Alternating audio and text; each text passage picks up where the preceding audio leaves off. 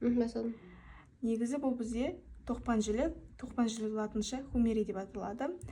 Бұл бізде негізі бөліктері беттермен ажыратамыз. Мына жерде бізде facies posterior артқы бетмен ажыратады.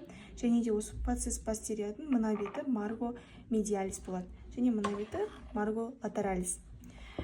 Енді осылай caput humeri тауып аламыз, яғни басы. Caput humerиден кейін бізде осы caput humeri'нің жағында, мына жағы бізде tuberculum major. Және де осы жерден бет алған бойда мына жерде бізде sulcus nervi radialis жалғасады. Содан кейін міне fossa olecrani болады. Және де осы жерде trachealis humeri және sulcus nervi ulnaris өтеді. Түсінікті ғой? Келесі былай алдыға қаратып аламыз. Алдыға қаратқан кезде міне caput humeri табамыз. Тағы да бір рет tuberculum minor болады мына жер, tuberculum major болып табылады. Sulcus intertubercularis болады. Және де осы tuberculum major мен минордың астында бізде crista tuberculum minor орналасады, crista tuberculum major орналасады.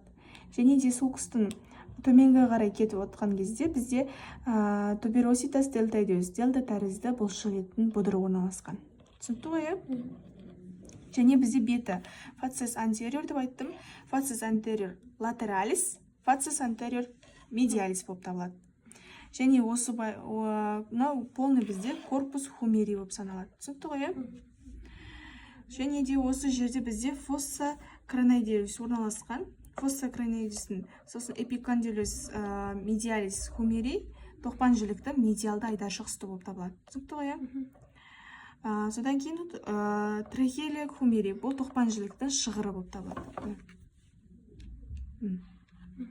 Мына жері бізде capitulum humeri, epicondylus lateralis humeri. Тоқпан жіліктің айдаршық үсті латеральды беті. Fossa radialis.